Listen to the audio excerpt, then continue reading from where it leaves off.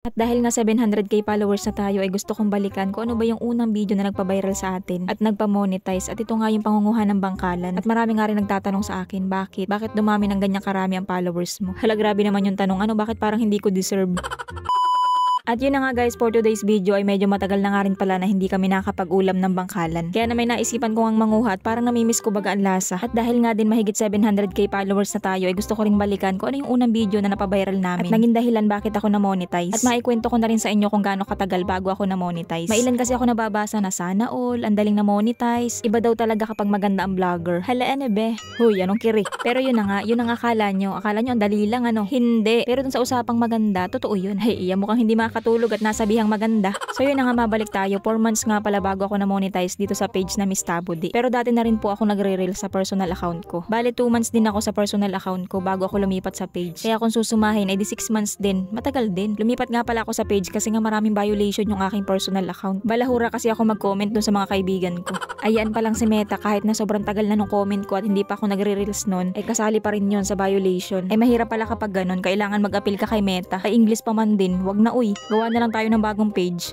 Pero hindi marami na kasi akong appeal na ginawa doon. Wala pa rin. Wrong grammar daw ay. Kaya sa lagi mga nagtatanong sa akin kung anong advice daw ang pwede kong ibigay sa kanila kasi baguhan pa lang sila. Ingat po tayo sa paggamit ng mga salita, lalo na kapag gagamitin mo yan ay sa comment section, sa caption, at saka dapat lagi natin i-check yung support inbox. Doon makikita yung mga violation mo. Kapag may nakita ka dong mali, i-delete mo na lang agad yung video. Or kung pwede pa namang maayos, ay di ipaglaban mo. Sana all pinaglaban. Ako kasi kapag may violation, dinidelete ko na lang agad para tapos ang usapan. Hindi na baga ako nanghihinayang pa sa views kaysa naman maapektuhan pa yung buong account ko. Pero yun na nga, grabe, parang medyo napapahaba na yung aking istorya. Ganda rin talaga ako kapag may naumpisahan akong itapik. Ay talagang dire-diretso na yun. So yun na nga, mabalik muna tayo din sa hibasanan. May nakita nga pala ako dining mga balatan. Ito yung tinatawag naming balatang gulong. Hindi ko muna kukunin kasi maliliit pa. Pinakita ko lang sa inyo. At nga pala si mama ay nanghihibasan din. Nangunguha siya ng balatan. Kanina pa nga pala siyang nandito sa dagat. At ito na nga pala yung mga nakuha niya. At may nakita nga rin pala ako ditong balatan na kung tawagin din sa amin ay kaki. Sa unang tingin ay aakalain mong tibi, pero balatan po yan. At yun na nga, nakakita na nga pala ulit ako ng bangkalan. So ito na nga yung nagpa-monetize sa akin. At nakakatuwa nga kasi hindi lang sa reels, pati sa in-stream ads dahil sa bangkalan. Pero hindi nga pala pagka-upload ay viral agad. Sobrang tagal. 1 buwan din yun bago nag-viral. Ito yung time na tinatamad na talaga akong gumawa ng mga content. Kasi nga 4 months na yung aking page. 500 followers pala ang.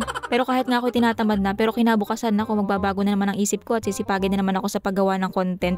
Ganun nga talaga siguro kapag gusto mo yung ginagawa mo. At saka nga pala dati yung voice over ko sa mga vlog ay naka-chipmunk. Nahihiya kasi ako sa boses ko kasi yung boses ko ay magaspang. Ang pangit pakinggan. Tapos yun nga, may nakapagsabi sa akin na mas okay kung gagamitin ko ay original na boses. Lahat ng mga vlog ko ay inulit ko ang voice over. Tapos nag-post ako sa TikTok at nag-viral agad. Tapos nahatak ko sila papunta sa Facebook. O diba akala nyo ang dali-dali ko lang na monetize? Isang kembot lang? Naku hindi, nagtinambling pa ako. Sa ganito kasi hindi ka dapat aasa lamang sa swerte. Sipagan mo din. Ika nga nila kapag may tiyaga, o di matyaga ka. Kaya sa mga nagtatanong po sa akin kung ano daw ba dapat nilang gawin para dumami ang followers nila, sipagan nyo lang po sa pag-upload ng mga content. Kasi once na may mapa-viral ka ay talagang tataas bigla ang followers mo. So yun lang, bye. Ay, hindi pa pala tapos. Mabalik tayo sa hibasanan. So yun na nga, may nakita nga pala akong gutos. At wala lang, share ko lang. Dini nga pala sa amin ay maraming gutos pero bihira lang kaming mag-ulam ng ganyan. Nakakapag-ulam lang kami ng ganyan kapag may nakikita kaming nakalabas sa butas. Pero kapag nasa loob sila ng butas, hinahayaan na lang namin. Hindi dahil sa hindi namin kayang hulihin. Hindi lang talaga namin trip mag-ulam ng ganyan. Nakakaengganyo lang talaga silang hulihin kapag nakikita mong gumagapang sila sa batuhan. Pero syempre, inuulam naman namin, hindi naman basta lang namin inahuli. Tapos yun na nga, may nakita nga pala ulit ako. Nasa butas naman siya. Wala lang, share ko lang. So yun na nga, mataas na nga pala ang tubig at yung mga kasama ko nga ay umuwi na. Pauwi na nga pala ako at may nadaanan nga pala akong lambat at kukunin ko nga. Matibay pa kasi itong lambat, pwede pang mapakinabangan. May green itong itagpi sa aking buhayan ng hipon at sirana. Ganda rin nga pala ako kapag may nakikita mga bagay-bagay na pwede pang mapakinabangan ay kinukuha ko talaga. Kahit nga yung mga kawayan na ginamit ko sa kubo ko ay pinamulot ko laang din yun. At kahit nga yung tray na patungan ko ng toyo, mantika, suka ay napulot ko laang din sa dagat. O diba, para akong batang yagit.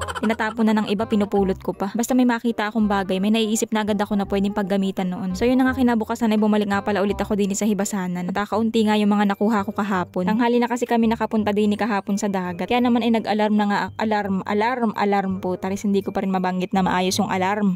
Ay basta nag-set ng oras. Nag-set ako ng alas 5 at para saan pa nga ba gayon kundi kundi gumising ng maaga at patayin at matulog ulit. Kaya naman ngayon nga ay di tanghali na naman ako at mag-aalas 8 na. Mataas na ang tubig.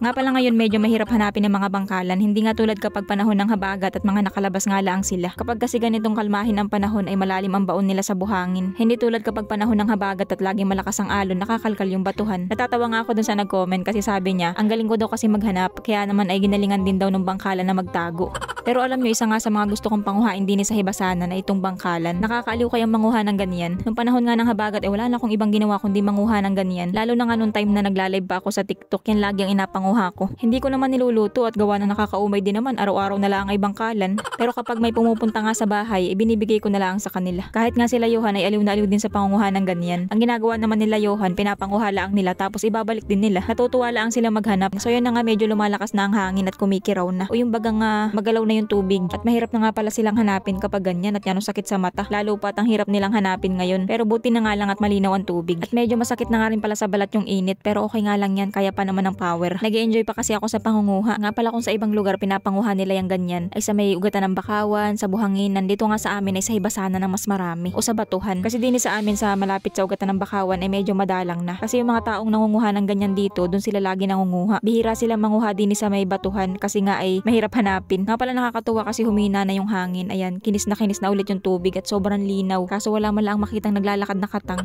Pero ayun, may nakita akong bugaong. Wala lang, share ko lang. Nga pala ako lang ulit ang tao din sa dagat at lagi naman. At yun na nga, may nakita nga pala akong kalantigas at uhulihin ko na rin. Nga pala may ilang nagtatanong sa akin, bakit daw kami puro seafoods na lang lagi ang ulam, hindi daw ba kami nag-uulam ng karne o di kaya ay gulay. Nag-uulam din naman po kami, pero pagdating sa karne ay medyo madalang talaga kami mag-ulam ng ganun. At kuha ng mas mahal pa yung karne kaysa sa akin. Hala, bakit parang iba na yun? Nakapag-ulam lang kami ng karne kapag may okasyon o di kaya naman ay jackpotan sa pangingisda. Pero minsan kapag nakakaisip kaming kumain yan, edi bumibili kami. At pagdating naman sa gulay, nagugulay din naman kami kasi may mga tanim kaming gulay. Pero kadalasan nga talagang ulam lagi namin ay seafoods. Nga pala may nakita ako ditong talabang kuya kung tawagin din sa amin. Para laang siyang bato pero ano siya, kabibi. Yung ganito nga pala ay masarap yan kahit inihaw lang. Pero masarap nga din yung ikaldereta. Dati ganun yung luto na ginawa ni mama dyan. Pero madalang kasi dito sa amin yan. Sa ibang lugar kami nakakuha ng maraming yan. So yun na nga, medyo nagugutom na nga pala ako kaya naman ako'y pauwi na. Nagpahinga nga lang pala muna ako din saglit sa puno. At yan ang init. Natutuwa nga pala ako sa spot na to kasi sobrang ganda dito. Ang ganda ng view. Parang gusto kong gumawa ng kubo dito kaso nga lang malayo sa bahay. So yun na nga, nakauwi na nga pala ako at kukuha nga pala ako ng papaya at ang balak na luto ko nga pala na gawin dito ay style tinola. Pero ang kadalasang luto na ginagawa namin sa bangkalan ay inaadobo, tatadta rin ng pino o di kaya naman igagataan at lalahukan ng papaya. So yun na nga, bago tayo magpatuloy ay shoutout muna kay Kuya Albert Official Vlogs, Edward Daguire, Neptali Hondrade, Jason Hamisola, Sia Lorraine Hera, Ritana at Labog Family, Eric Cabaya, Janriel Sumingit, tama ba? Jamski Cabello, Rene Yumol Jr. at kay Bantayan Ververly. Nga pala sa mga na-high blood na naman sa akin at yanong snubber ko daw. Matagal ko na daw silang followers pero hindi ko man lang daw ma-shoutout. O di kaya naman na hindi daw ako nag-reply sa mga comment nila kaya naman daw i-unfollow na daw nila ako. Kayo po, kung saan po kayo masaya. Pero alam nyo naman talagang binabasa ko yung mga comment nyo at sinashoutout ko din kayo. Pero yun nga lang po, kunti-kunti lang kasi hindi kaya ng power na sabay-sabay lahat sa isang vlog. Boy, bakit parang nagagalit na naman? Kalmahan nyo lang po guys kasi ako'y naririndi gawa ng syempre busy din ako sa paggawa ng mga content tapos magakalkal ako ng mga comment, magre-reply. So yun, kalmahan nyo lang. Kalma!